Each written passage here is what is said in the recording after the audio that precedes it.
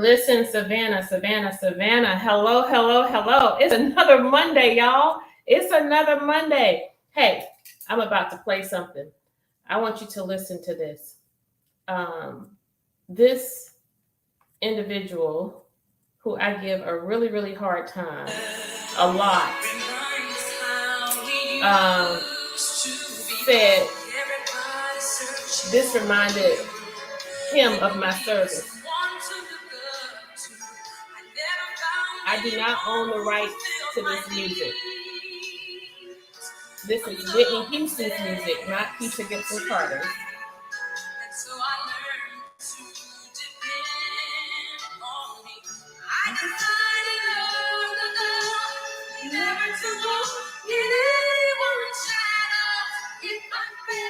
If I succeed, at least I live as I believe.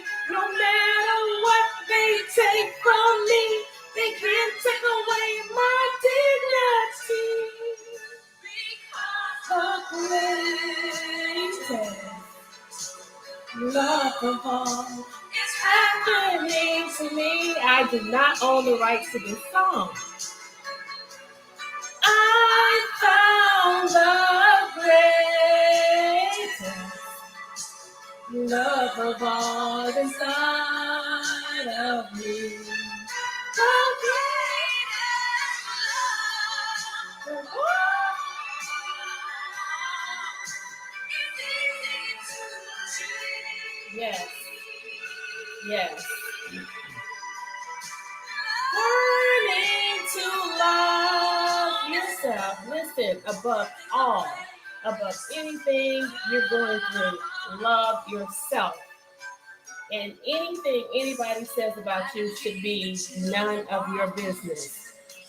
The lyrics of that song, that particular piece really blessed me when this individual presented to me the elements related to a lot of what my topic was going to be tonight. But I decided not to major in the minor and to carry on as I always do. You may have read that tonight's topic was broken media and the magic of the media. Broken news in the magic of the media.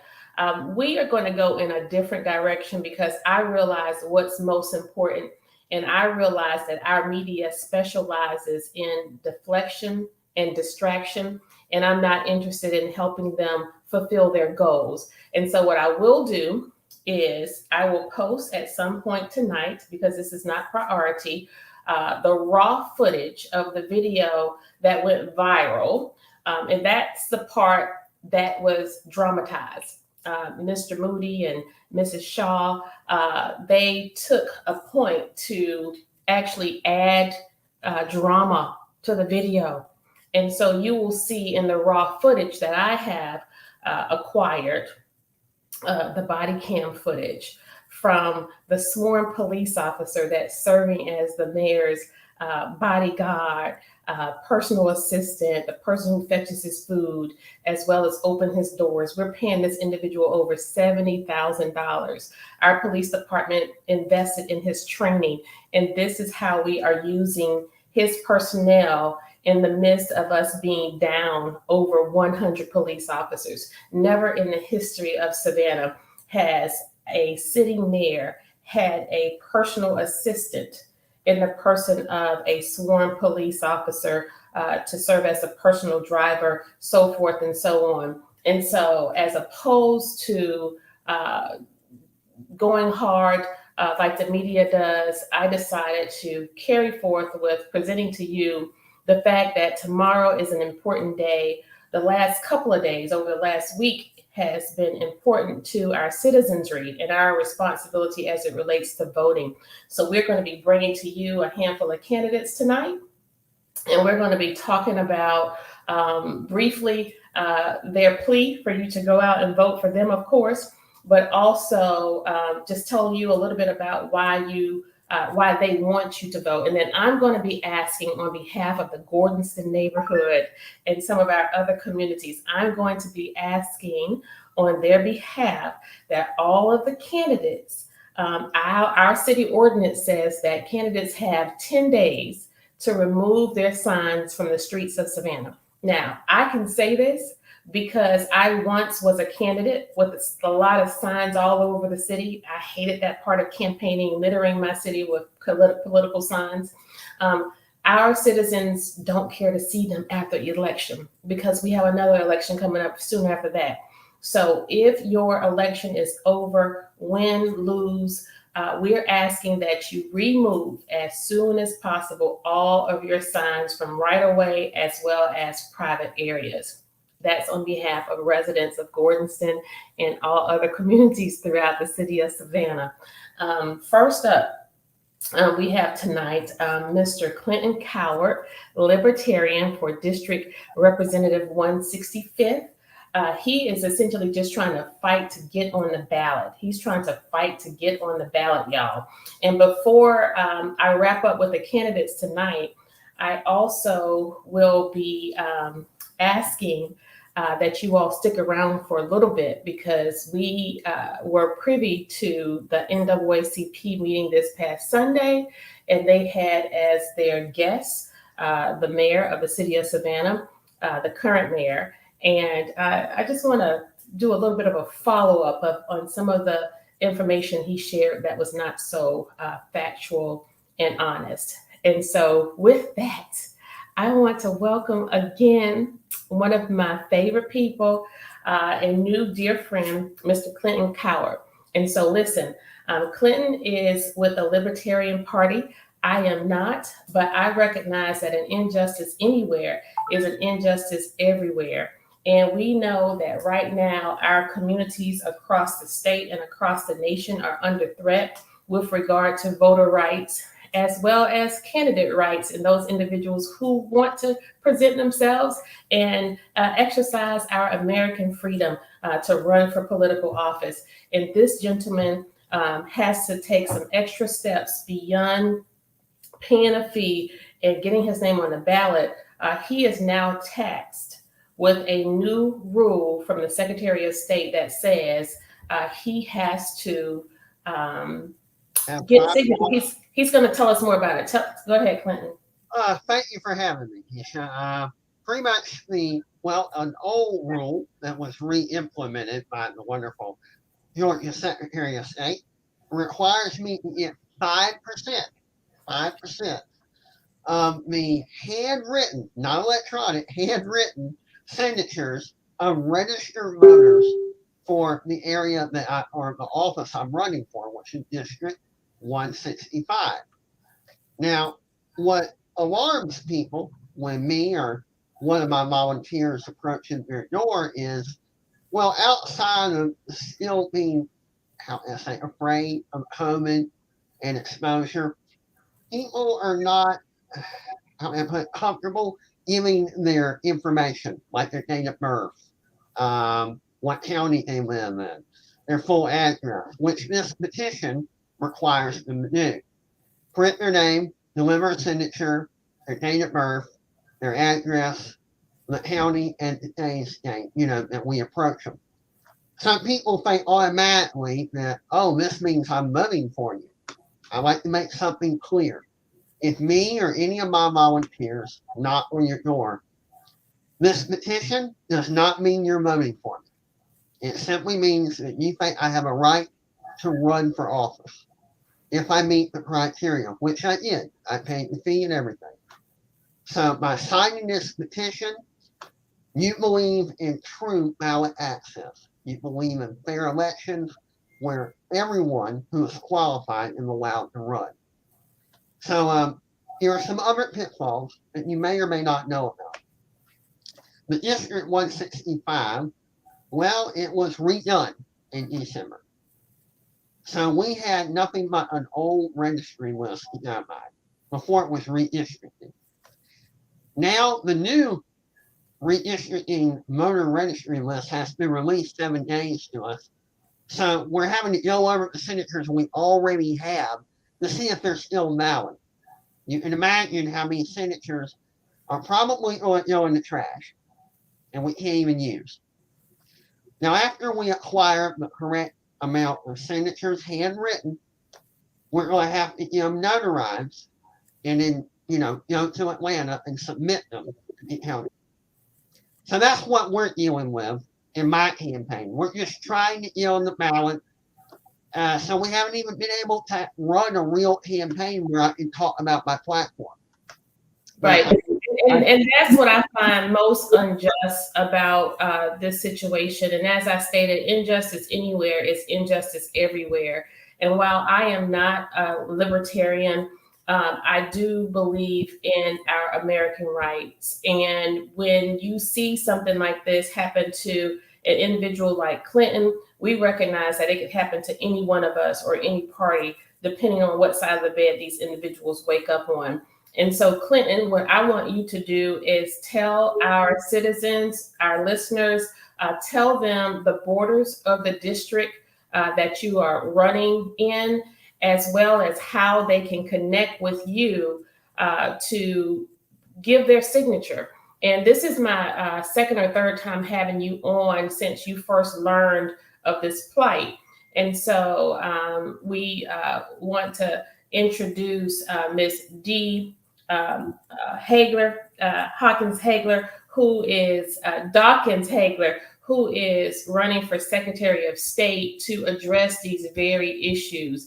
And so before I have her come in and before you go, Clinton, can you tell us what it is a citizen can do to connect with you? But most importantly, it's important that those signatures come from the right area within your district. And then as you part tonight, if you would put that information back in the chat so people can see it.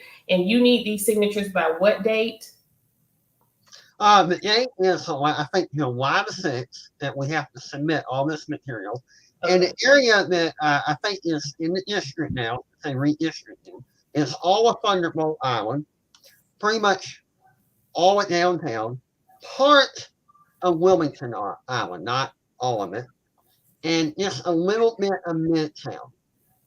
So if you live in these areas, or if you're unsure, you should be giving, I believe your voter, let me see where you should be giving your voter information card in the mail that tells you what district you're in. They mailed mine a couple days ago. So if you see 165, you're in my district. Okay, well, real quick, what are the four about bordering streets from what to what and from where to where? Oh, okay. I would say I know it's kind of cut weird, and is it mostly the third district that trickles over into what district? It's mostly the third district, and I think trickles over into the second district. Okay. If I'm correct. Okay. And like I said, your voter card that you got in the mail, which they're sending out to everybody, but I say redistrict everything, should tell you what district you're in. If it says 165, you're in my district. And contact me, where it's a volunteer, deliver a signature, contribute, you can contact me at Cowart 165. That's COWARTFOR 165 at gmail.com. Or you can go to CowartForGeorgia.com, which is my website. But you can contact me at that email, and we need volunteers. I can only cover so much ground. I'm putting most of it on my volunteers because I'm so out of shape. But we need boots on the ground. So if you have the time, please, we need help going door to door. Well, listen, Clinton, I want you to, I just had a thought. This is an easy way for people to recognize what district it is, because a lot of people remember Representative, God rest his soul, Mickey Stevens. So if your representative once was Mickey Stevens, you know that you are in Clinton's, the area where your signature, and keep in mind, your signature does not mean you will vote for him. It simply means that you believe in voter access. You believe in ballot access, I should say. And so, Clinton, I'm trusting God that you will get the additional 1,000 signatures that you need. It is my hope that you get 80% of that tonight. I, We have crazy faith. We have crazy faith. But you are a kind man. While I don't particularly ascribe staunchly to any one party, as a sitting city elected official, my politics should not be partisan, because when it comes to your safety, when it comes to your infrastructure, when it comes to your taxes, it shouldn't be Democrat, Republican, or Libertarian. It shouldn't be black, white, gay, straight, female, male. It simply should be a individual who is responsive to the citizens of Savannah, and who is assuring that the coffers of the city of Savannah are being spent in a manner in which taxpayers would be proud. And so, again, they need to know how their money is spent, and it's their money. yes, It's not our money. And our right. job when we run for office is to resolve the problems that are hurting the people in our, in our district or in our area. Each politician has a responsibility to try to solve the problems and to work together with their constituents. Well, listen, Clinton, thank you so much.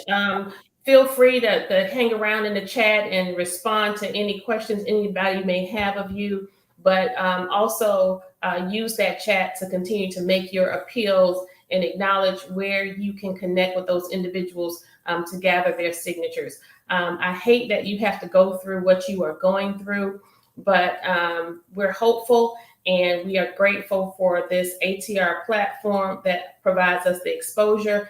And you will be on For Us, By Us, or By Us, For Us with Alderwoman Alicia Miller Blakely tomorrow. And you can catch that live on Facebook as well. And you'll be able to reiterate this and hit this message home. But without further ado, I have with us candidate for Secretary of State, Ms. D. Dawkins Hagler. And Clinton, I'm sure she's chomping at the bit to make some changes in that Secretary of State's office that will forego individuals like you who are plagued by this type of decision making. Yes, ma'am. Please get rid of that law. Ms.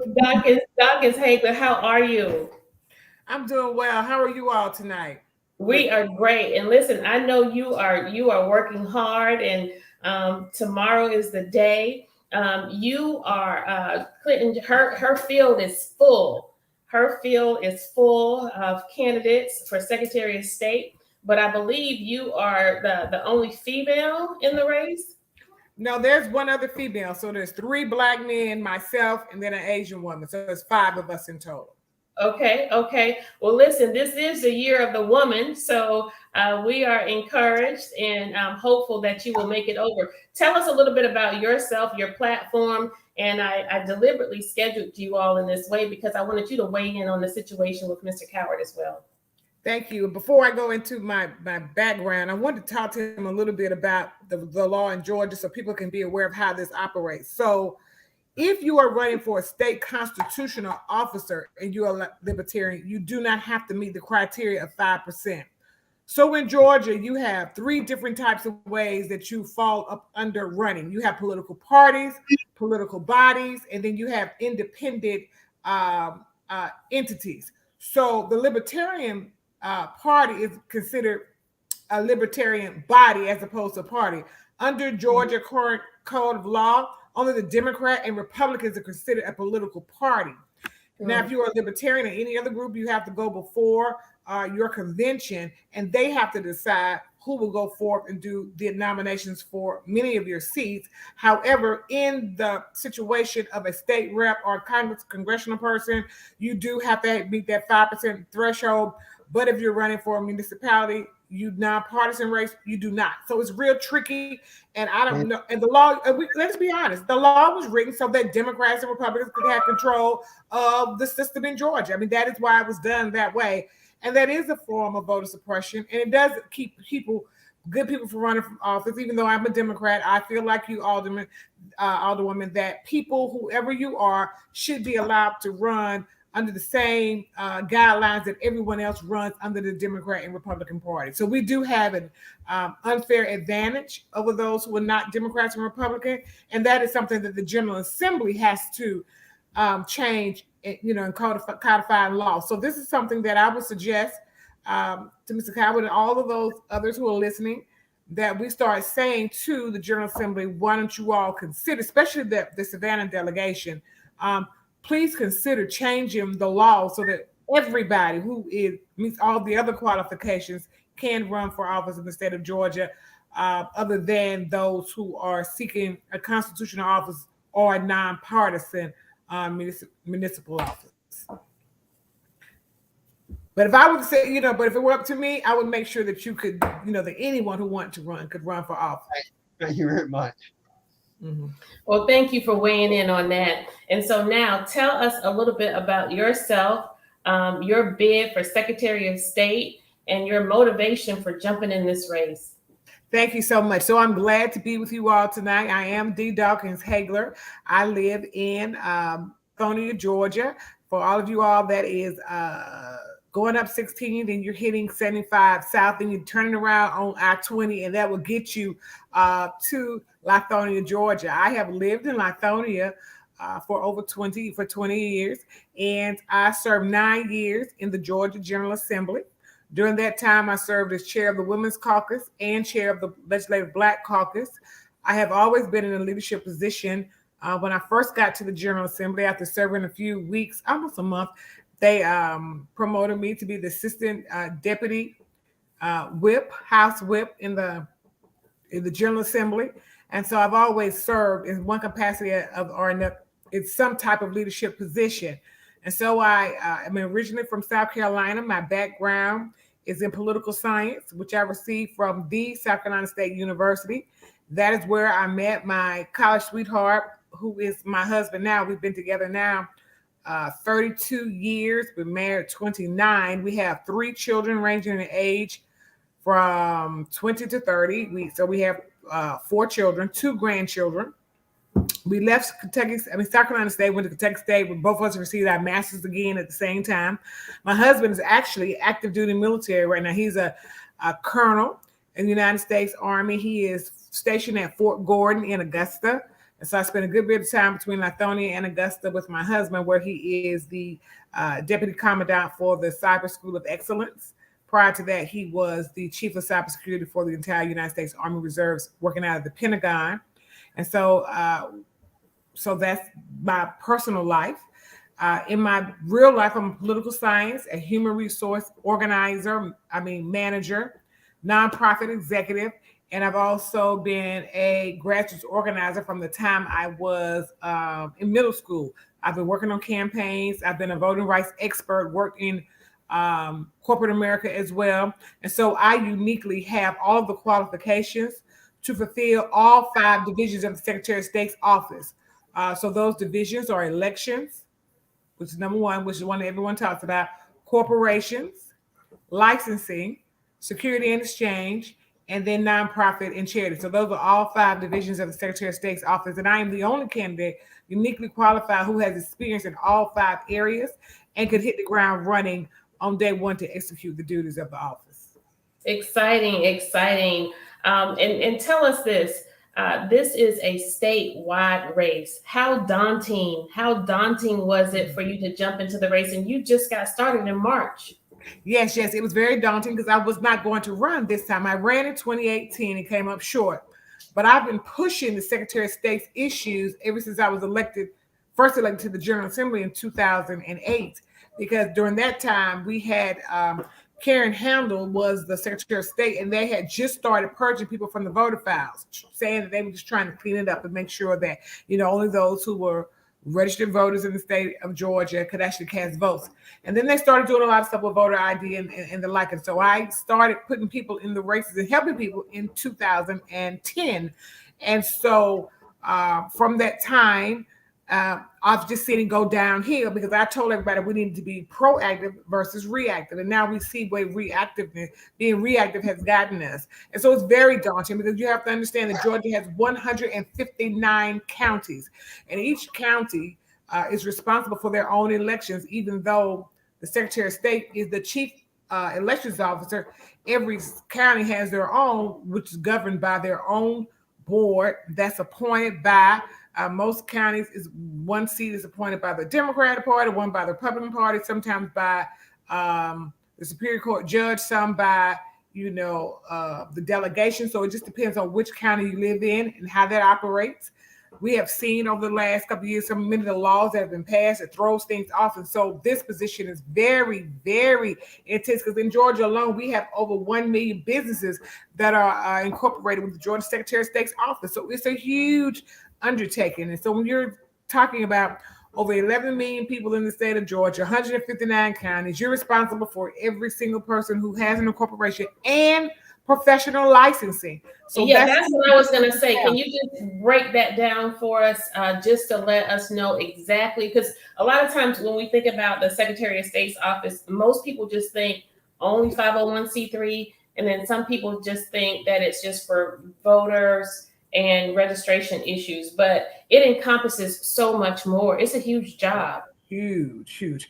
Yeah, so it's huge. So the licensing portion, so that means that if you are an electrician, or you are a barber, a hairstylist, massage therapist, a nurse, a doula, I mean, we could just run the gamut, architect, funeral home director, anyone who has to be licensed with a professional license that falls upon the Secretary of State's office. The Secretary of State has to make sure that those people meet the requirements that are set out by that board, whatever board oversees that licensing, and to make sure that they can get it in a timely manner, which we know that does not happen in Georgia. Because what I want to work on when I become the Secretary of State is making sure that there's some type of reciprocity and we get it done through the right channels. This is why it's also important for whoever serves as Secretary of State to have policy experience, as well as have a good rapport with many of the people in the General Assembly, because you're going to have to go and ask for certain things, such as making sure that certain things are done on the state level through the laws, so that people, let's say you move in and you're a nurse, registered nurse, and then you have to sit and wait for an unspecified amount of time because we don't have the reciprocity. Let's say that job didn't have the reciprocity immediately for you to be licensed here in Georgia. So that happens with many of the people when they move to Georgia. They're not able to get their licenses in a timely manner, which holds them up from their family being able to have things they need for them to become self-sufficient as soon as they hit the state of Georgia. And so that's one of the things that I'm really going to work on, is making sure that the licensing process is running much more efficiently, and to make sure that there's good customer service, because many of the problems that they're facing is because people cannot get people on the telephone in a timely manner, and that will frustrate anyone when you want to get something done and you can't get somebody on the phone and you cannot navigate the website that seems to be in some type of maze. It is not just a maze for licensing, it could be a maze sometimes for corporations and security and nonprofits, and of course elections, because the Secretary of State changed the doggone website a month and a half before this election, and now people are really confused and don't know what to do, and it's already crashed numerous times because you're trying to do too much in a short amount of time. Yeah. And so listen, before you go, and this is, I really liked your energy when I met you and was inclined to provide support in the short amount of time you gave us. But we got those cards out. We hit the East Broad Street reunion. We went over to the villas of St. John, and so we at least 200 more people know about you, and maybe you'll get 10% of those votes. So and that was just it was convenient for us because it was on one of our stops, and we had sort of a captive audience there. But listen, good candidates. You both are, and we just admire you both, your energy, your love for community, and the spirit of altruism that you bring to the table. Now, before you leave, tell us about this prestigious accommodation that you have, ma'am. Brag on yourself a little bit. You are the recipient of it now. How do you say it? What is it? Okay, thank you so much for that, Alderman, and thank you for all that you do. I really appreciate your support, and I'm glad you're speaking it into existence. It hasn't happened yet, but I am. And I have been nominated for the Nobel Peace Prize Now, under. that's my Alderwoman. My colleague is giving you a shout out. That's Alderwoman Bernetta Bryant Lanier, who's also. Yes, a bulldog. Yes, bulldogs. We're gonna give you a little Right. bit of that on my show tonight. Y'all can have it. Go ahead. You know, bulldogs. Thank you for. And somebody have my website up too. That's very good. But yes, and so I was nominated for the Nobel Peace Prize under the area of peace. Right. And I guess I didn't talk about that at all. But my background, like I said, political science. But one of the things that I do with one of my nonprofits that I started, Organization of World Leaders, is I go and I do democracy training. I do peace deals, mediations. I work with helping people to have the peaceful transfer of power. And I do all of that pro bono because that's something that God just kind of laid on me to make sure that there was peace in the world and to make sure that we are connected with our brothers and sisters on the continent. Now, I do more that does, that I do get paid for, but all of those things that I was nominated for or the things that I do for free, like I will go in and give micro grants to widows so that they could be self-sufficient, so they can have sustainable development, especially in Africa. Because if you're in Africa, many times when you become a widow, then you're put out on your own and everything is taken away from you. Sometimes they take your children. They will make you live outside the house because they think that you have for some reason killed the husband. And that's a big belief that permeates throughout many parts of Africa in certain areas.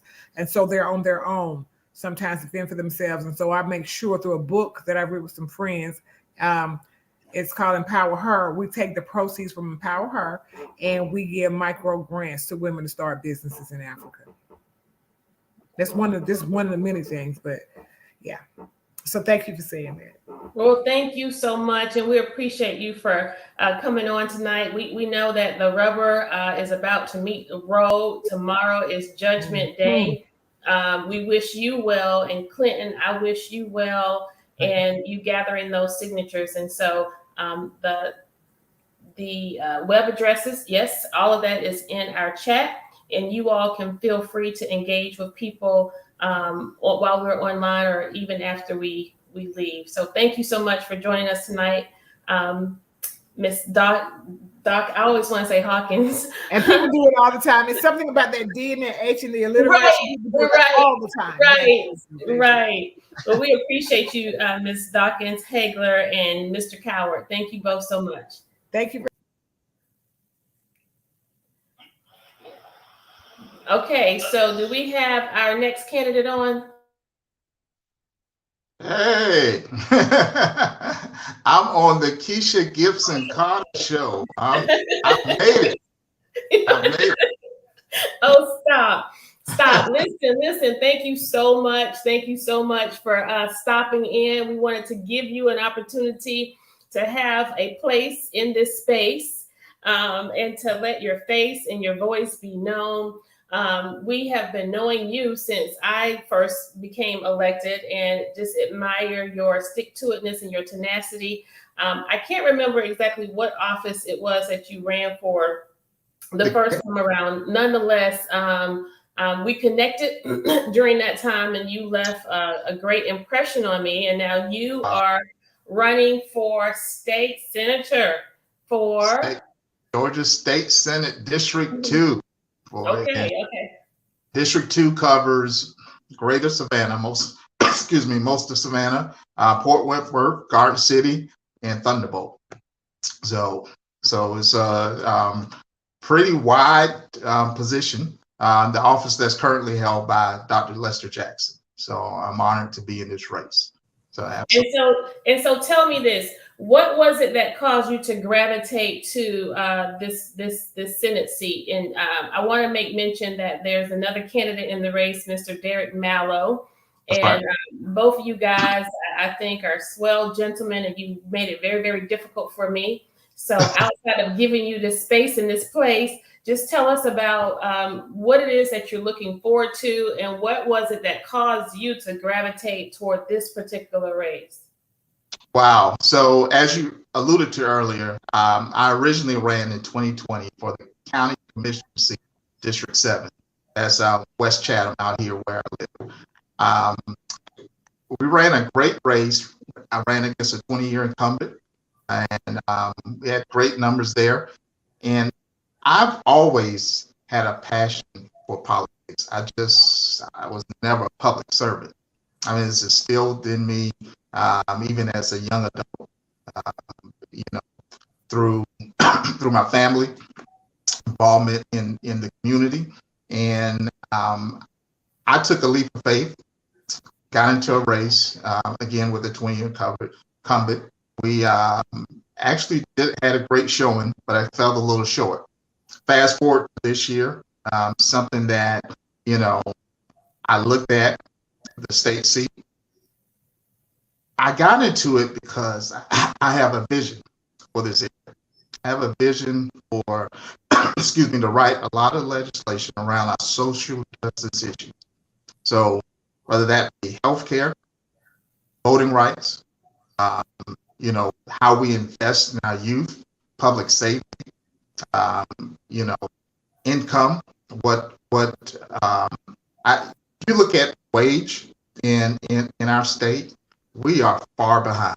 And as state legislators, I think we have to do something about that. So that's my vision around issues, and that's the reason that I got into the race, to make a difference there.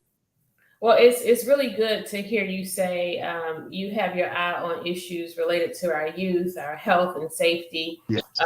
Health care.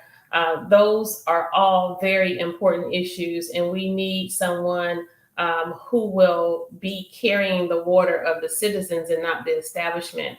And so for decades, Senator Lester Jackson has occupied this post, and he will be leaving for our labor commissioner post. And we're really excited about his race, and he'll be coming on next here shortly. But outside of the issues that you preface, for me as a sitting alderwoman at large, I can tell you that my charger here.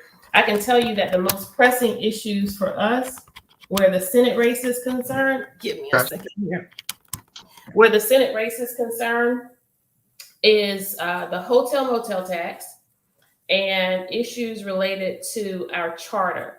Our charter has been threatened since our time on council, and I won't go into all of the details of that. A lot of people have heard us talk about how we can't access the agenda process by way of presenting legislation for consideration, because it is only through policy that we make any real change in the city of Savannah, where our ordinances are concerned, where our laws are concerned, or where new opportunities for our citizens are concerned, where our tax base is concerned.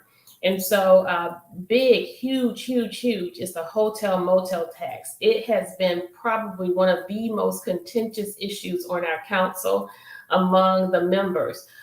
In that, myself, Alderwoman Bryant Lanier, and Alderwoman Miller Blakely have been advocating for equity in that hotel motel tax. Now it's taunted as a tax that won't be passed on, that will not be passed on to the citizens of Savannah.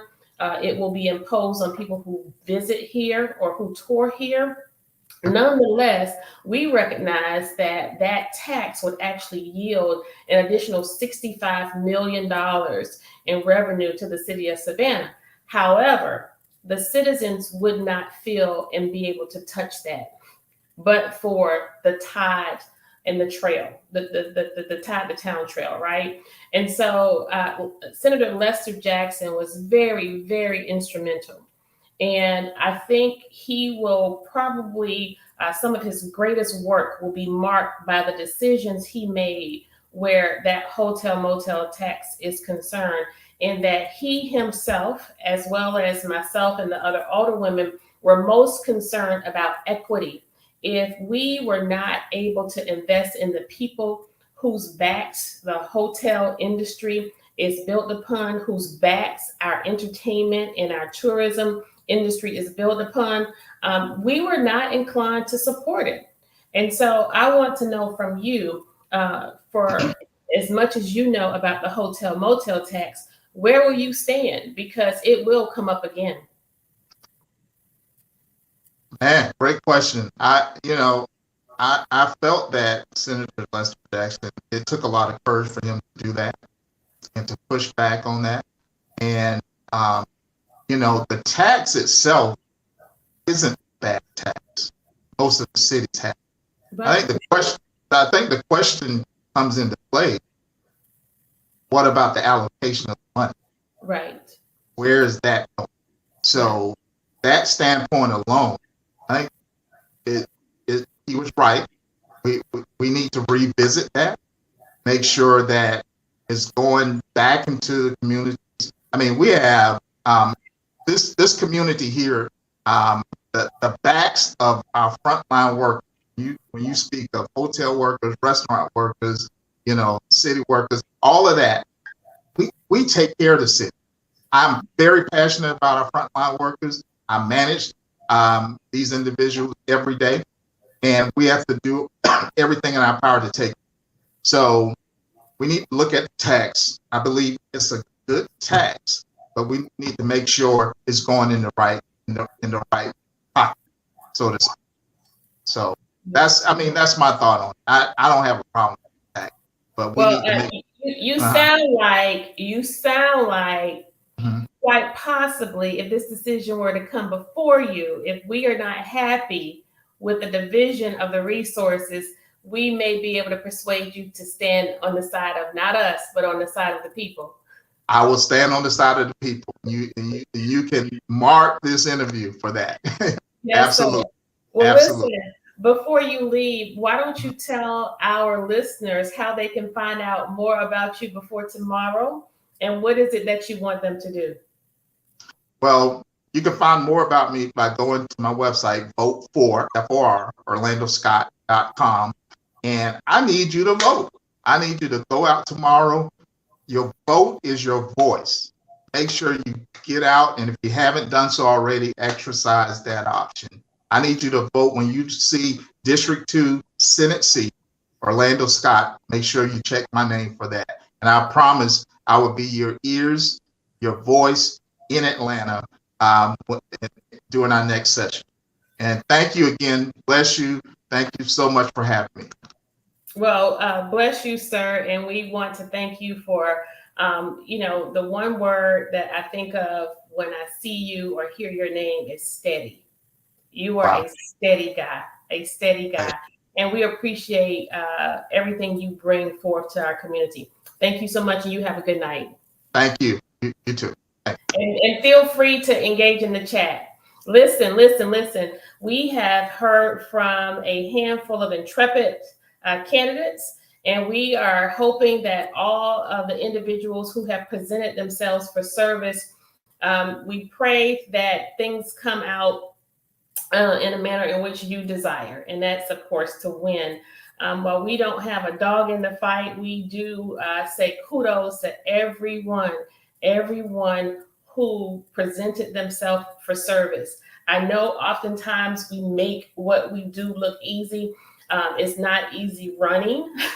Campaigning is probably by far the most difficult challenge that a person could face. And it is particularly challenging and stressful for family members of candidates. So kudos to those husbands, those wives and children and family members and colleagues and coworkers. Kudos to you all for supporting your candidate. We know how important you are to the backbone of everything it is that they do. Do we have our next candidate, Mr. Producer? Yes, we have Mr. Lester George Jackson III. I'm honored to be a part of your show tonight. Did you put your entire government name? I put what my mother named me. I never knew your middle name was George. I learn something new about you every day. And, I always am so excited to see you because I'm always reminded that we have the same anniversary date. We absolutely do. That is so unusual. That's what we celebrate together. The very same wedding anniversary date. Now tell me, did we discuss whether it was in the same year or I was in 1990? I think I got married in 1996. We got married in 1996. Yes, and so we did have this conversation because I think we kind of almost got married around the same time. My wedding was at 2:00. My wedding was at 1:00. It was supposed to be at 12, but it turned out to be at 1 o'clock. Yes. Yeah. So every time I see you, that's what I think about. Although I forget the details every time, but that's what I think about. Listen, I actually was just with you earlier today, and we were talking about the importance of voting. And now you are a partisan guy, and you have been for quite some time. And so the conversation I was having with you and the group I was with was about the Democratic ticket and how important it is to you. I acknowledge at the top of the show that I am an elected servant for the city of Savannah municipal government. And so when it comes to the issues I face, I want the citizens to know that I don't go forth in any Democrat or Republican way. I don't go forth in a libertarian or gay, straight, or black or white way, or female or male way. I go forth with recognizing my responsibility when it comes to the tax base and the tax dollars of our citizens, their health, their safety, our infrastructure, so forth and so on. But your work is done on a larger level and has been done on a larger level in the Senate. I said to Orlando as he was leaving out that for me, Dr. Jackson, Senator Jackson, when I think about your time and tenure, nothing will stand out more than the stand you took for the citizens of Savannah when it came to that hotel motel tax. Well, I'm gonna tell you, and that fight isn't done. We need to be about the city, about the city's business, and this city's business is about inclusion. In fact, that's what this lunch were about that you and I and Alderman Blakely took part in. It was a leadership luncheon about inclusion, how we could all work together and have the same vision to move in the right direction. But we can't do that unless we do the people's work. So in part of doing the people's work has an economic value. You know, we need to live in a community that has a strong healthcare base, a strong educational base, you know, free of crime. But most importantly, we need to have a city that's about financial inclusion for all its citizens. So when we talk about hotel motel tax, the first question comes to mind to me and many other people that I work with: what does it do for the least of us? What does it do for the least of us when we're going to bring in another additional $65 million to the city of Savannah? And when you find out that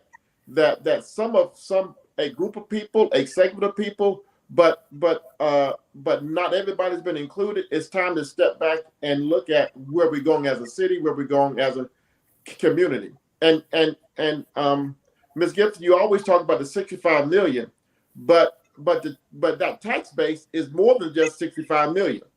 The 65 million is just the city's portion. There's another 50 million that goes to other entities in this great state. And we're talking about over $100 million coming in every year, and we don't and this entire city does not have access to that money. Neighborhoods, we have a high homeless population. We have a high jobless rate. But more important, we have so many people that's underemployed, that don't have a livable wage. We need to do everything possible to make sure that these young men and these young women have access to have a livable wage, so they don't have to work 2 and 3 jobs, so that they can be home with their children, so that we can raise a prosperous community. I'm sorry, I'm talking a lot. I'll shut up. No, it's good. It's good stuff. It's good stuff. Listen, and you come with so much depth every time you come, and I'm a little bit selfish, and I feel bad because I rarely gave you an opportunity to actually talk about where you are moving on to and why. Now, I'll tell you, we were a little bit outdone when we learned that we were losing you to the Senate. But when we recognized where we could use you most, we got a little bit excited. So how much time how long were you senator? What was the deciding factor? What made you wake up one day and say, you know, I've done all that I can do. I need to move on. And then how did you decide to move on to labor commissioner? Well, let me. Oh, Dr. Jackson, let's not do this tonight. I can't hear you. Now? Okay, that's better. That's Okay, better. yeah. For the past 16 years, the Labor Department has been doing things to Georgians instead of for Georgians. Our Mm. Labor Department has not been accessible to the people of Georgia. The job opportunities from the Labor Department has been dismal, and the fact that the claims recovery has been less than stellar drove me to run for this office. As serving as vice chair of our Senate caucus, I handle all the complaints of my caucus members. And their number one complaint last year was the lack of response we had from the labor office. We had people out of work during this COVID pandemic, and they needed their money. They needed to take a step because we needed to change the Labor Department. People need access to their claims. People need access to the Labor Department, and also people need job opportunities, economic opportunities. We live in a system here in Savannah where we encourage people to be entrepreneurs. We encourage it, but we don't give them any money. We don't give them any guidance, and we don't. And as a government entity, we don't help them become entrepreneurs, and we don't let them a part of the system. And I'm telling you, when I become the labor commissioner, I'm going to encourage entrepreneurship. I'm going to encourage jobs that pay livable wages. And when big business come to Georgia, and these plants come in, I'm going to talk about three things: minority participation, not just with the jobs, but minority participation with the contracts and the developments. Minority participation with supplies company feeding into this car manufacturer.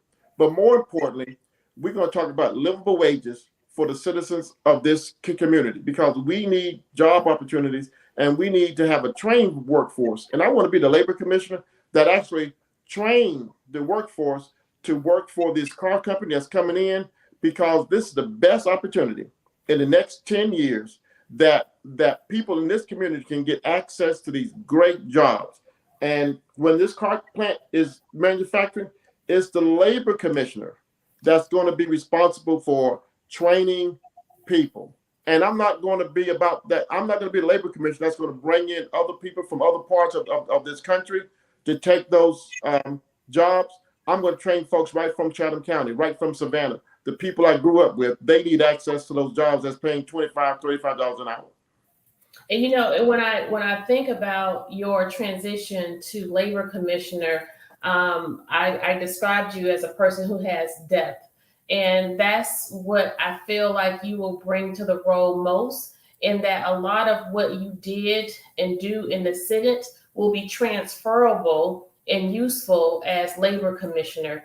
And so with that, tell us what we can expect tomorrow, what you want people to do tomorrow, and how they can help you get over the hump, sir. Well, on the ballot, there was going to be a spot on there for candidates for labor commissioner. I want everybody to vote for Lester G. Jackson III. I'm the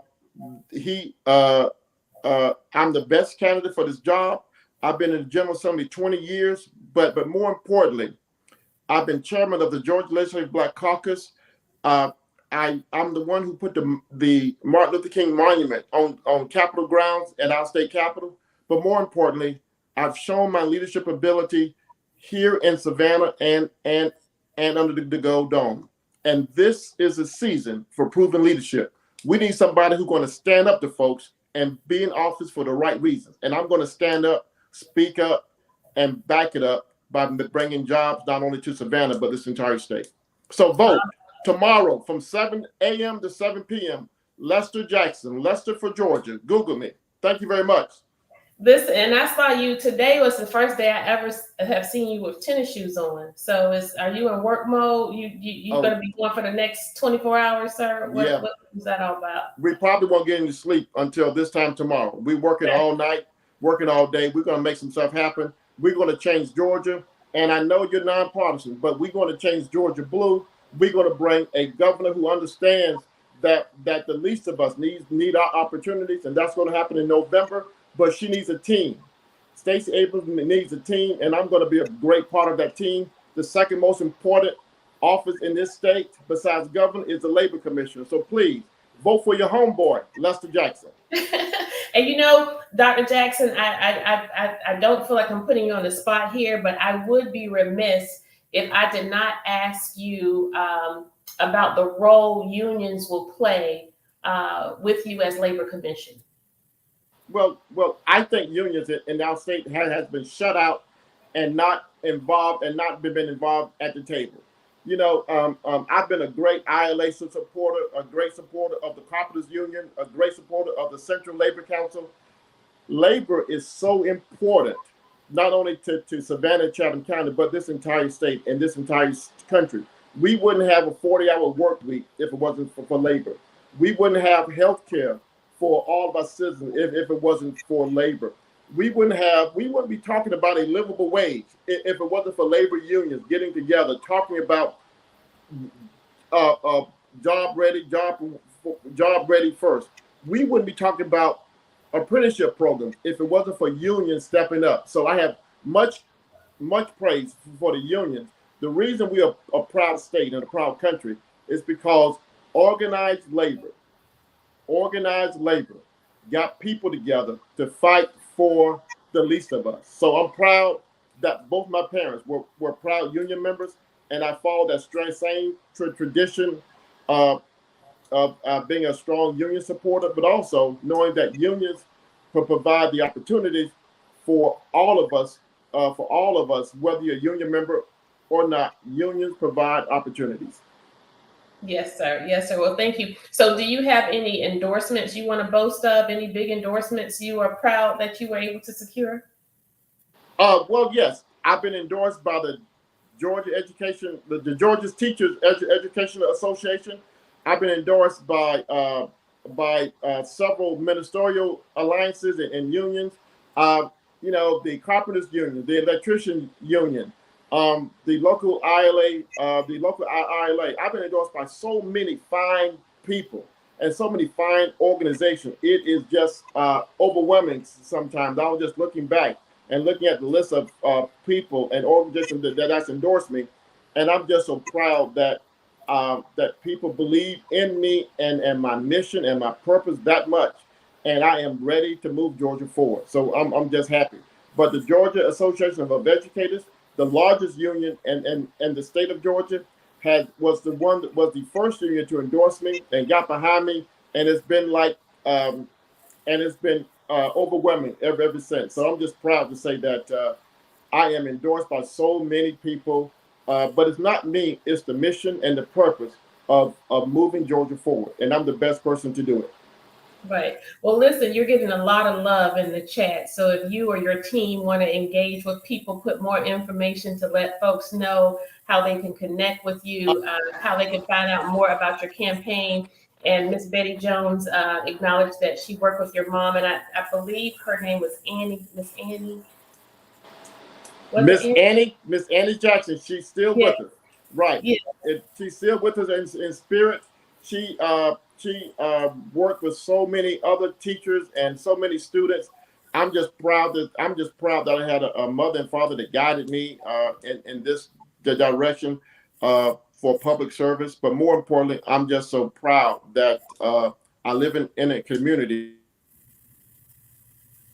where we work together to move this whole entire community together. And Miss Gibson Carter, the least of us. I'm so proud of you for standing up for the least of us and just being willing to help everybody. So thank you for your service. Thank you for your willingness to keep the fight going, sweetheart. Well, listen, it's not easy, but it's necessary. It's not fair, but we still, we stick to it, and we're better off for it all. And we are encouraged because of your service. And I always get tickled. Miss Betty mentioned your mom, Miss Annie, and I remember your mother from our graduate chapter when I first joined after I graduated from college and came home. And it amazes me how much you sound like your mom. You have your mom's voice. So with you. She is more so than your sister. So listen, thank you so much, sir, for stopping by and chatting with us tonight. As I stated, if you or your team would like to engage with our audience in the chat a little more, feel free to do that via Facebook and put more information in how people can find out more about Leicester for Labor. And we wish you well. And I haven't endorsed any candidates, but I fully endorse you, sir. And I love you. I love you for it. Everybody, I love you. Pray that you get over the hump. Pray that you get over the hump. Thank you. Everybody, Lester Jackson for Labor. LesterForLabor.com. Thank you very much. Y'all and so that night. means you have to go down the ticket. You can't stop. You can't stop at governor. You have to go down the ticket, right? Yes. Down the ticket. Thank you. Y'all have a good one. Mm-hmm. Take care, sir. Mm-hmm. Listen. Whew. It's been a full night. I don't even feel like going through the remainder of what I said that I was going to talk to you all about. And that was the state of the city address at the NAACP this past weekend, yesterday, actually, on Sunday. Y'all, listen, it's a lot going on in this city, and then there's nothing at all. Oh my gosh, she made it. Listen, another soldier. This is a real soldier, y'all. A real soldier. Soldier. She is not an imposter. She doesn't say she served as a military veteran and actually didn't. She really did serve. Miss Joyce Griggs. She is candidate for Congresswoman. And we asked her to stop by. She too is in the field. They have their boots on the ground. They are fired up and ready to go. And she is out there getting it done. So Joyce, you want to chime in and let us know what you want people to do and why you want them to do it. And we recognize that you are in a pretty awkward position tonight, speaking from the field, from your car, wherever it is you are. But tell us really quick, in the exciting way that you know how, what can people expect tomorrow, Joyce? And what do you want them to do? You're muted.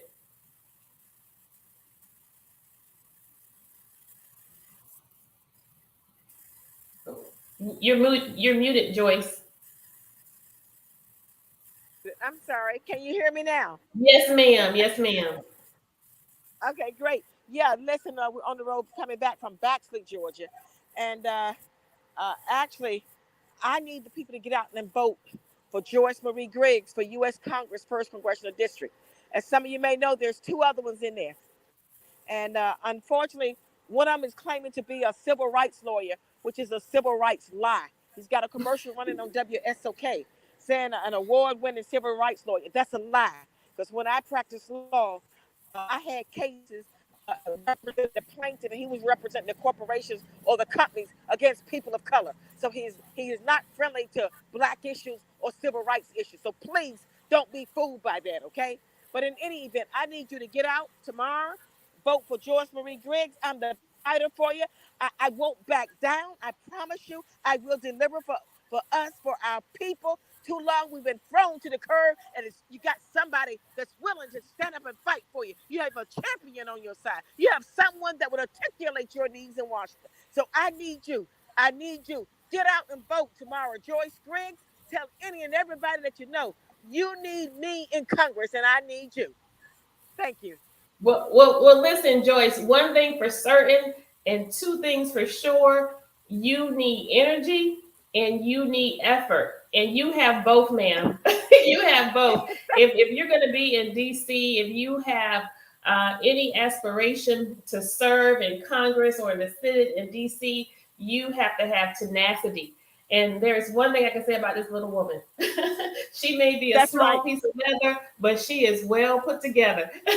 So, and we know that we have 2 women in this race, and this is the year of the woman. So we're hoping that you all pull it off, pull it through, hit us over the mark. And we're asking people not to be fooled by wolves in sheep's clothing, and don't get caught up in the madness of the media and the endorsements that may seem trustworthy.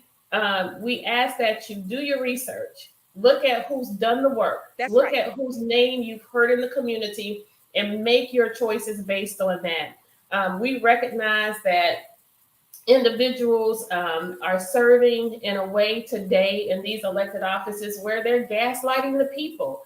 And we have candidates who are gaslighting the people along the way. So That's right. see things for what they are and see people for what they are worth.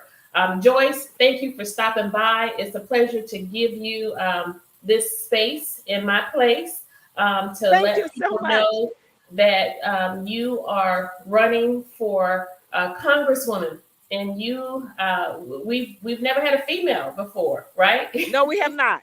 That's right. Hey, Yes. listen, I want the people to remember that in 2020, they talking about endorsement. This guy hollering about endorsement. Guess what? I had over 135,000 people that endorsed me in 2020. They voted for me. So don't be fooled. I am the one That's for the right. job. Thank you. That's right. That's right. Thank you Well, so and we much for know that allowing me to be on. historically in Savannah, Chatham County, historically, candidates who raise the most money are the candidates who have the biggest loss. So we don't get excited about money because money doesn't vote, people do. So listen, you take care, and we know that the press has not been very friendly to you, and they've been just downright biased and unfair. And that's why my heart goes out to you so much for that fact, because I know how that feels. I know how it feels. So best wishes to you, and I bid you farewell and be safe out there, Joyce. Don't. Okay, thank you so very much and bless you all. Thanks again. Okay, take care. All right. Much. Okay, so I think that may be it. So what was I going to do? What was I going to do? What was I going to do? I was going to go through the state of the city address and just kind of debunk some of the falsehoods that were acknowledged. Starting with the most glaring that got my attention, where I really was like, no, that's not true. So, first of all, this state of the city address was held at Bethlehem Baptist Church. And so you can go to Bethlehem Baptist Church Facebook page, pull it up and watch for yourself. I also have the raw footage I stated earlier at the top of the show. This is my last time addressing this. And the next time it's addressed, it will be via my attorney for individuals who wrote false reports. And, I found it interesting that we had body cam footage of an episode in the rotunda of City Hall, but we don't have body cam footage released to date of the death of Mr. William Harvey. We don't have a shot spotter or body cam footage for the death of the child in Yamacraw. So again, people, don't get caught up in the madness of the media and major in the minor things that don't matter when it comes to your safety, when it comes to your taxes, and when it comes to the health and harmony in our community. So with that, we're just going to thumb through here really quick. The issue related to our the acknowledgement for, first of all, the fairgrounds. The fairgrounds is a huge debacle. Unfortunately, I really don't believe it's going to take off the way the residents in the 5th district intended it to. In fact, one of the partners have essentially been forced out of the fairgrounds. And this is the partner who actually had the whole idea for the plans for the fairgrounds with regard to the offerings, which included recreation opportunities for a film development studio to have people be able to get jobs in film, as opposed to people coming to Savannah and not living here, not paying into our tax base, but coming in and garnering the jobs from our citizens. And so we were very, very disappointed to learn that we had a letter. I'm in receipt of a letter from Mr. Craig Gordon, where he is basically acknowledging to the city manager that due to the maneuvering and the different elements that are associated with individuals who are associated with the project, to include people engaging in nefarious dealings as well as individuals who are under investigation, federal investigation. He essentially acknowledges to Mr. Melder that he's following up on a meeting.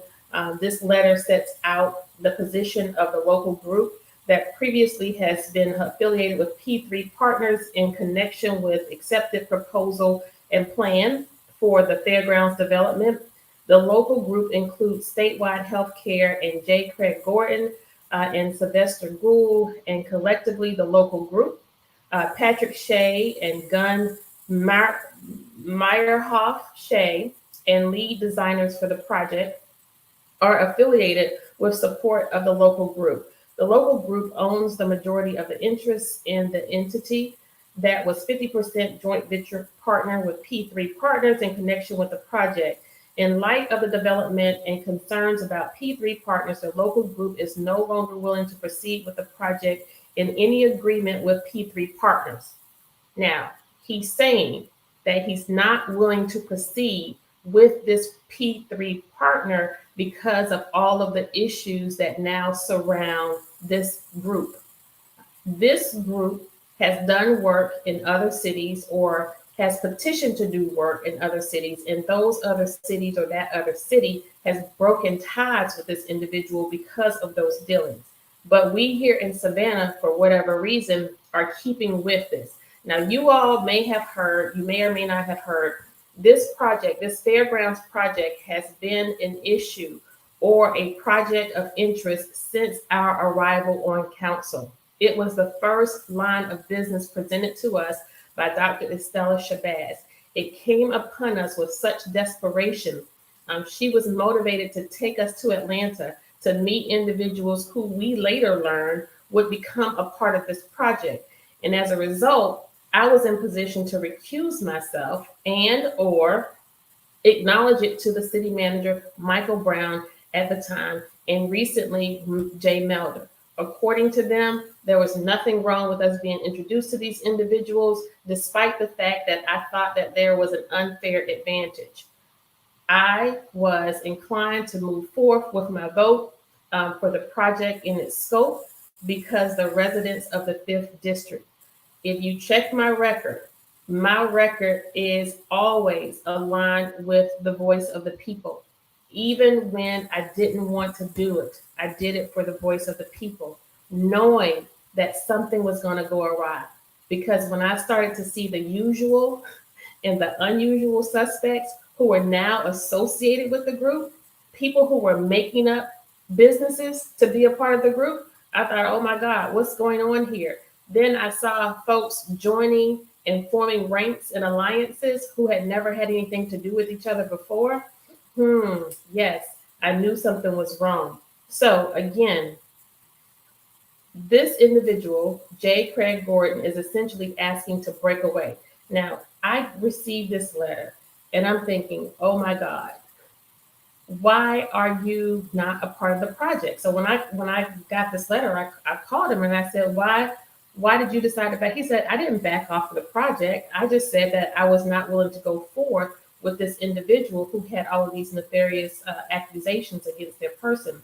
In light of the development and concerns about P3 Partners, the local group is no longer willing to proceed with the project in any arrangement with P3 Partners. The reasons for unwillingness in the local group's position on moving the project forward to a successful conclusion are set out below.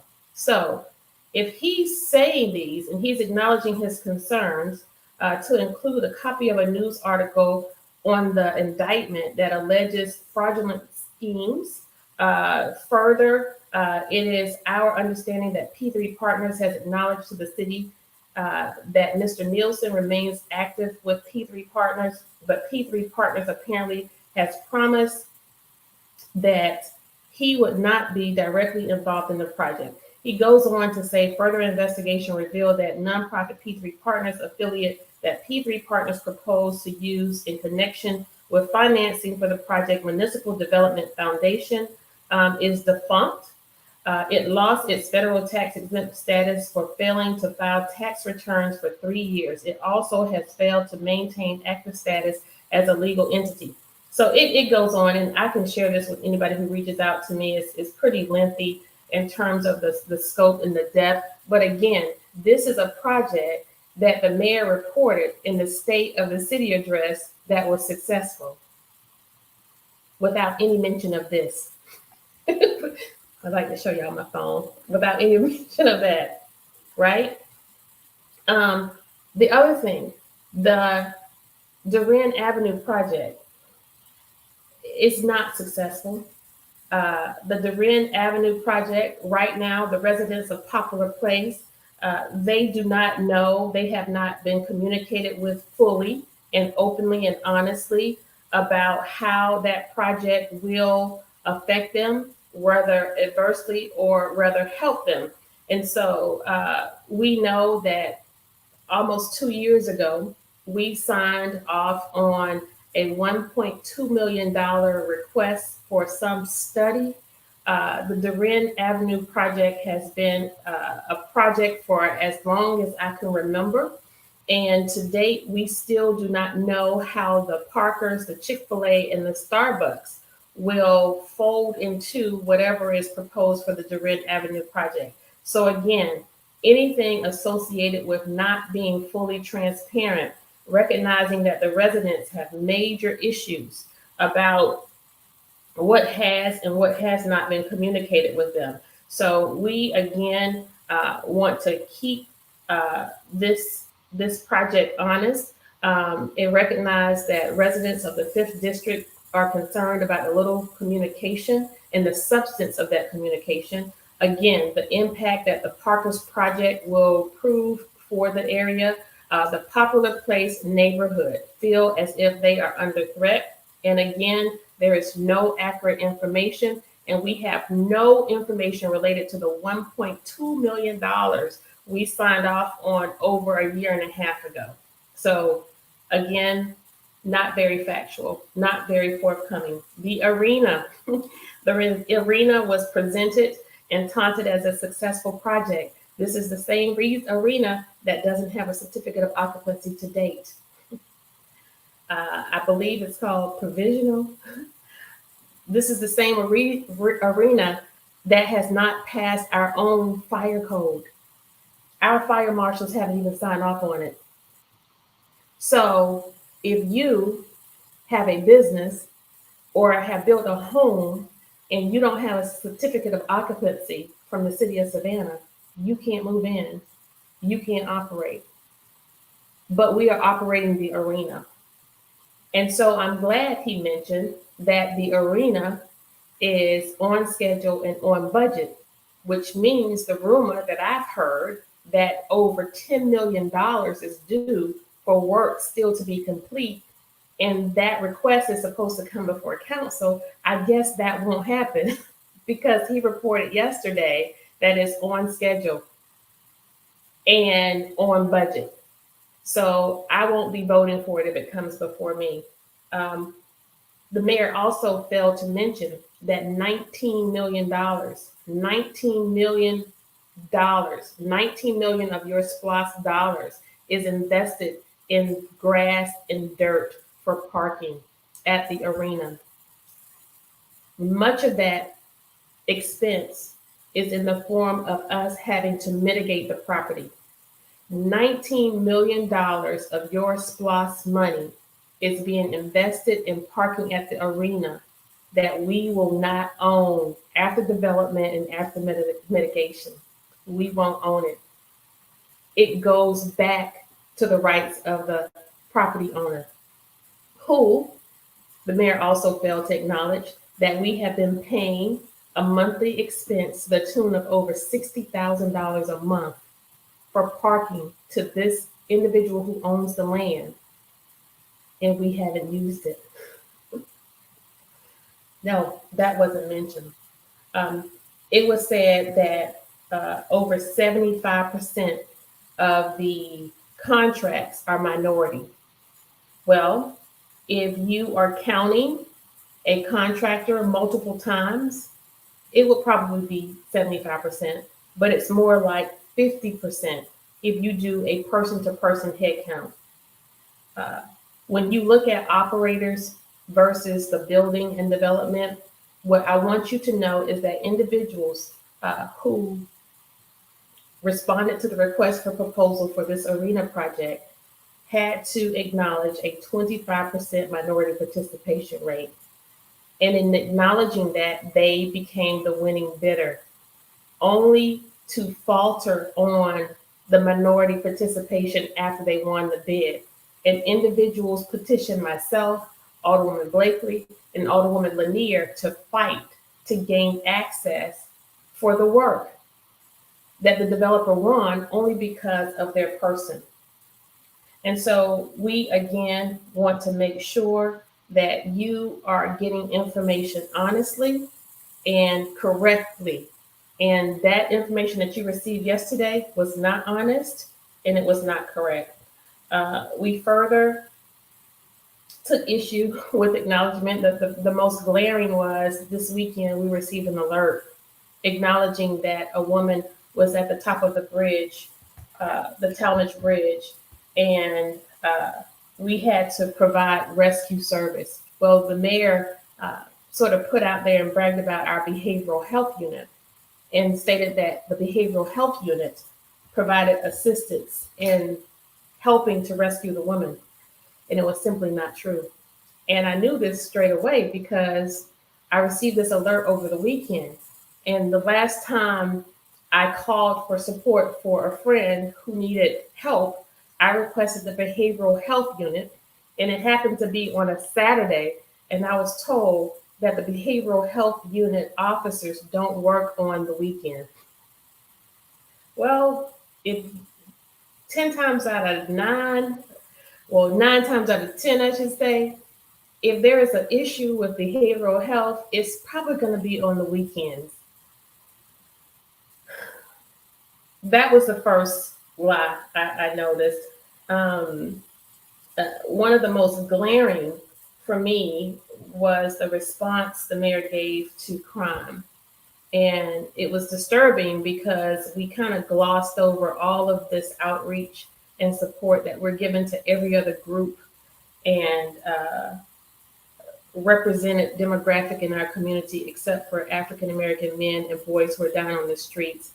And then to go further and have the added insult of essentially highlighting women for being responsible for the crime or the situations that these young men get into, and then acknowledging that most of the homicides are as a result of domestics, and that it's people who know each other, and because people won't acknowledge who shot them or who killed someone that they knew, without taking full responsibility for our failure to enact policies that would help us to increase morale in our police department, make those necessary shifts in personnel that will help us better be equipped as a police department.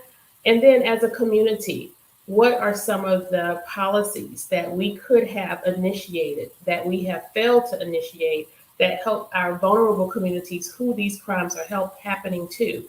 And so that was another kind of glaring account that was basically kind of cringeworthy. And you just start to see, like, is this really real? This is in a room full of people, like in a church, that we're having these conversations, and this individual is like standing before these people and not being very truthful and not being very honest. We talked about the Rockingham Farms. He talked about Rockingham Farms. This is one of the biggest mistakes, I think, of this administration, where we bonded. One of our first acts was not to bond something that was going to benefit the community, but in true fashion, one of the first agenda items, among the first agenda items, big agenda items, was to bond Rockingham Farms, which is a warehouse. And we were supposed to receive, in exchange for our bond dollars, giving individuals forklift certifications. We approved this 2 years ago. To date, I have no idea how many certifications or if people have even been given certifications. Again, another glaring item. Um, the, the other piece was the mayor stated that the census yields that we have a 19% poverty rate, as if that's anything to be excited about. We know that when you really drill down to the fact that our community is what she is with regard to our housing crises, the fact that our wages are low, that the poverty rate in Savannah is far greater than 19%. The fact of the matter is, we generate the most money for Georgia, only second to Atlanta. We boast of having one of the wealthiest ports. We have a great tourism industry, but still to date, even with ARPA funds, the city of Savannah, Chatham County, between Chatham County, the city of Savannah, and the Board of Education, we have over nearly $300 million, nearly $300 million earmarked for this county. And it's supposed to be for COVID relief, for people in distress.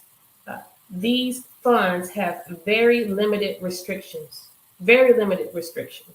We could use it for almost anything we want, but we still have people with utilities being cut off. We have people who are being forced out of their homes, people who are unable to pay their mortgages. And we have organizations that are hoarding these dollars, and the coffers of the city of Savannah, Chatham County, and I'm not sure about the Board of Education, but we're not doing what we ought to be doing in our community with our people where these resources are concerned. We do, and one of the things that we're factual is we have made some improvements to our sanitation department.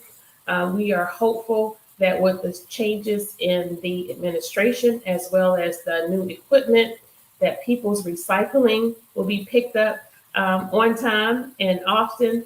And we hope that the services with regard to our refuge service will increase and be better as well. We talked about Shot Spotter. The mayor talked about Shot Spotter. Well, where was Shot Spotter when the 15-year-old girl was shot and killed in Yamacraw?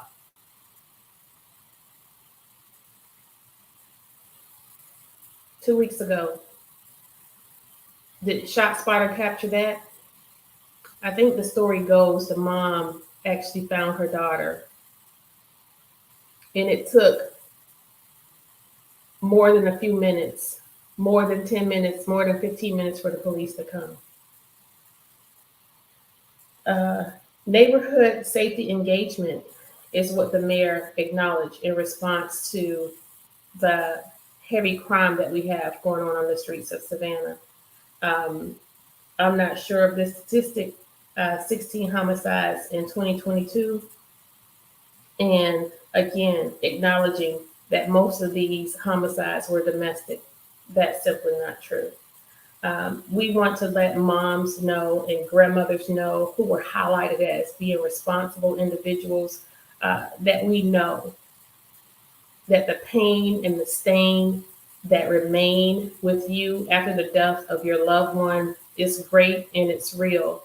And we in no way, no how, ever want people to be blamed for the death of their children. Remember, we have fathers too. Men have a responsibility too. And now y'all see what my problem is with this individual. I'm a woman.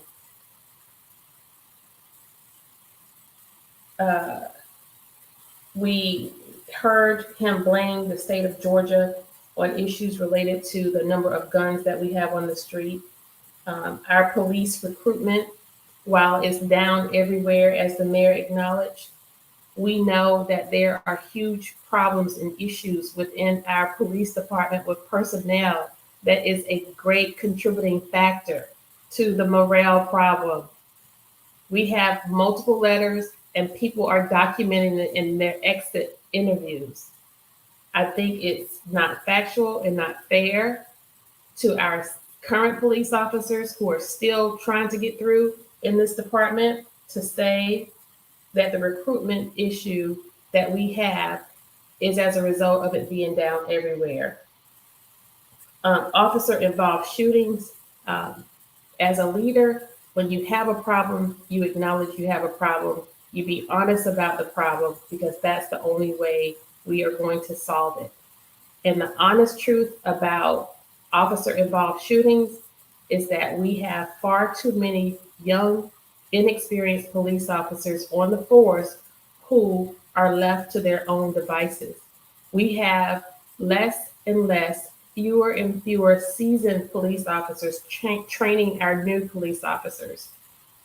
Whose problem is this? This is our problem, because not only are we putting our citizens at risk, we are putting our police officers at risk, their health, their safety, as well as their freedom. Uh, the hotel motel tax. Well, you heard Dr. Jackson talk about the hotel motel tax. You heard Mr. Orlando speak about the hotel motel tax. And when the mayor puts out there that the hotel motel tax was something that he was disappointed in, did you hear him say anything about equity in the hotel motel tax for the peoples whose backs the industry is built upon? And yes, we know that those dollars are very, very restricted. The hotel motel tax dollars are very restricted. That money has to be spent via the policy on tourism products, right? But we also know that there are ways in which we can be creative and strategic and moving money around and leveraging those resources with our partners to say, in exchange for these dollars, would you consider increasing the wages of your workers? Would you consider programs to help with childcare, programs to help with parking, programs to help with increase in advanced education? There are ways to help people with this amount of money, even if the dollars are restrictive. We get creative with everything else. Why can't we get creative to help our people? With regard to the growing port and the Savannah College of Art and Design, we're tired of you trying to have the courageous conversations. We don't need any courageous conversations. We need some courageous moves. We need some courageous policies that are just going to put into place and set into motion the resources and the revenue that we so desperately need to pour back into our community. It's high time that the winners stop taking it all. And we don't want to be punitive, and we don't want to put forth mandates that may appear impossible. But what we do want to do is we want to engage with partnership so that these individuals recognize their responsibility to not give, but to return back to Savannah that which she is owed. We are done having those conversations. You know, there was a lot of symbolism. There was a lot of solicitation of sympathy in that talk. But you go on and you look at it for yourself. You be the judge. And at the end of the day, Savannahans, you have a choice, and you have to make some decisions over the next couple of years. As far as my service and as far as my time with you all, we will continue to do all that we know to do, and that is to stand on the side of right and to do what I said I was going to do in 2019. When we won the election the very first time, I got up off of my sofa and I ran for office, having never run before, and we beat a strong incumbent, and we did it with a little bit of money, almost 100 to 1 odds, right? And while the press and the power is on the side of this administration, when it comes to the madness and the messaging and how they twist and turn things around and make it fit their narrative, we know that the power of God and the people are on my side. And that's what's truly going to make a difference as we continue to go. In the weeks to come, I want you to keep your eye on the Fairgrounds Project. We want you to keep your eye on the Weeping Time Project, and we want you to continue to stay engaged. And do not rely on updates. Do not rely on narratives, and do not rely on information for any media outlet. If you want to know anything about the city of Savannah and your local government, you watch it for yourself on our government television. You can view it on Facebook. It's oftentimes archived on Facebook, and it's always archived on our City of Savannah website. For individuals who do not have access to social media and access to technology, we want you to go out and share these messages. We have some exciting things coming up. I'm so happy to enter this season of campaigning and elections. I'm saying that because I'm psyching myself up. I don't really like campaigning. It's a lot of hard work. But listen, I'm so excited about our candidates for tomorrow.